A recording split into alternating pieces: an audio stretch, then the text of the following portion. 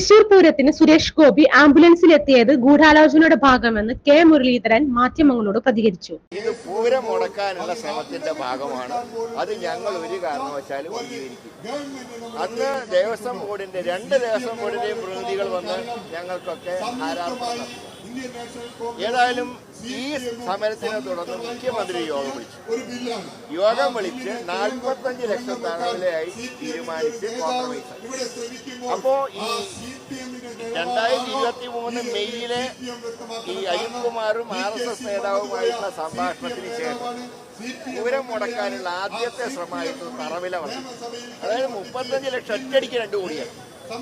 Devaswom board president വളരെ കണിശമായിരുന്നു, ഒരു പൈസ പോലും കുറച്ചില്ല. ഈ സമരവും മുഖ്യമന്ത്രിയുടെ കോൺഫറൻസിനെയും തുടർന്ന് 45 ലക്ഷത്തിൽ പ്രശ്നം തീർക്കും. പക്ഷെ പിന്നീടാണ് പൂരം തന്നെ കലക്കാനുള്ള തീരുമാനം. അപ്പോ അതിൽ വ്യക്തമാണ് അതുവരെ രംഗത്തില്ലാതിരുന്ന സുരേഷ് ഗോപി കാലത്ത് പകൽ പൂരത്തിന് ഞാനും സുനിൽകുമാറോടും തേക്കുംകാല മൈതാനി എലഞ്ഞിത്തറ മേളം നടക്കുമ്പോൾ ഞങ്ങൾ കൊടമാറ്റത്തിന്റെ സമയത്ത് ഞങ്ങൾ ആ നേരത്തൊക്കെ പുറംവേദനയാണെന്ന് പറഞ്ഞ് കാണാത്ത സുരേഷ് ഗോപി സേവാഭാരതിയുടെ ആംബുലൻസിൽ പ്രത്യക്ഷപ്പെടുകയാണ്. വരുന്നു, അദ്ദേഹം ചില നിർദ്ദേശങ്ങൾ നൽകുന്നു. പറഞ്ഞല്ലോ, മന്ത്രി രാജൻ പോലും കാർ ഉപേക്ഷിച്ച് ഞങ്ങളൊക്കെ കാർ ഉപേക്ഷിച്ച് നടന്നാണ് പൂരപ്പറമ്പിൽ. സേവാഭാരതിയുടെ ആംബുലൻസ്. അപ്പോൾ പോലീസുകാരെ എന്താ വിചാരിക്കുന്നത്, സേവാഭാരതിയുടെ ആംബുലൻസ് വരികയാണ്, ഏതോ ആരോ തല കറങ്ങി വീണു കൊണ്ടുപോകാൻ വേണ്ടി വരികയാണ്. അപ്പോൾ നോക്കുമ്പോൾ ഈ വിദ്വാൻ അതിൽ വരിക, സേവാഭാരതിയുടെ ആംബുലൻസ്. അപ്പോൾ ഇതൊക്കെ വളരെ ഞാൻ പറഞ്ഞല്ലോ 2023 സംഭാഷണത്തിന്റെ തുടർ ചലനങ്ങളാണ് തൃശ്ശൂരിലുണ്ടായി. അതുകൊണ്ടാണ് ഞാൻ പറഞ്ഞത് ജുഡീഷ്യൽ അന്വേഷണത്തിൽ കുറഞ്ഞ ഒന്നുകൊണ്ടും ഈ സത്യം പുറത്തു വരും.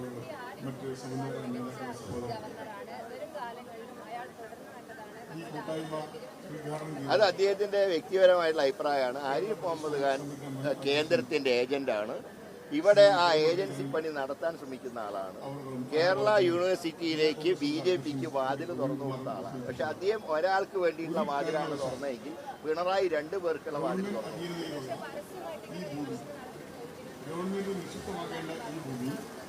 അത് അദ്ദേഹം ഒരു വിശദീകരണം നൽകിയിട്ടുണ്ട്. ഏതായാലും ആരിഫ് മുഹമ്മദ് ഖാനുമായിട്ടും ഞങ്ങൾക്കൊരു കോംപ്രമൈസും ഇല്ല.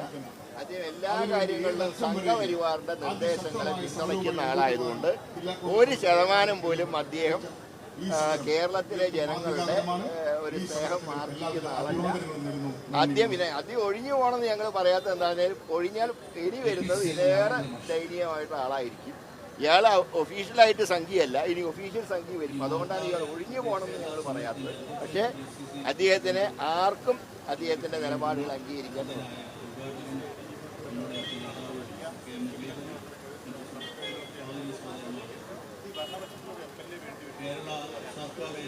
അല്ല. ഞങ്ങൾ പറഞ്ഞാൽ ഞങ്ങൾ ഇതിലേറെ വലിയ ആരോപണം പറഞ്ഞിട്ടുണ്ട്. അപ്പോൾ ആരും വിശ്വസിക്കില്ല. കാരണം ഞങ്ങൾ പ്രതിപക്ഷത്തിരിക്കുന്നതുകൊണ്ടാണ് പറയുന്നതെന്നാണ് പറയുന്നത്. ഇത് ഭരണകക്ഷിയാകുമ്പോൾ പിന്നെ ആർക്കും ഒഴിഞ്ഞു മാറാൻ കഴിയില്ലല്ലോ. ഒന്നുകിൽ MLA പുറത്താക്കണം, അല്ലെങ്കിൽ MLA പറഞ്ഞ് ശരിയാണെന്ന് സമ്മതിക്കണം. ഇത് രണ്ടിലൊന്ന് സമ്മതിച്ചേ തീരൂ. ഈ പിണറായിയുടെ മിണ്ടാവൃതം അതെപ്പോഴും രക്ഷിക്കില്ല. കാരണം ഇവിടെ കോടതി നിയമ കാര്യങ്ങളൊക്കെ ഉണ്ട്. ഏതായാലും വരും ദിവസങ്ങൾ കേരള രാഷ്ട്രീയം ഒരു സംഘർഷാത്മകമായിരിക്കും. ഒരു സംശയം കാര്യത്തിൽ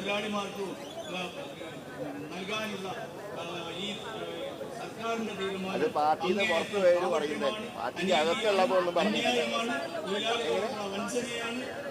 കോൺഗ്രസ് ഭരണഘടനയിൽ KPCC പ്രസിഡന്റ് പാർട്ടി നേതാവുമാണ് തലപ്പത്ത്.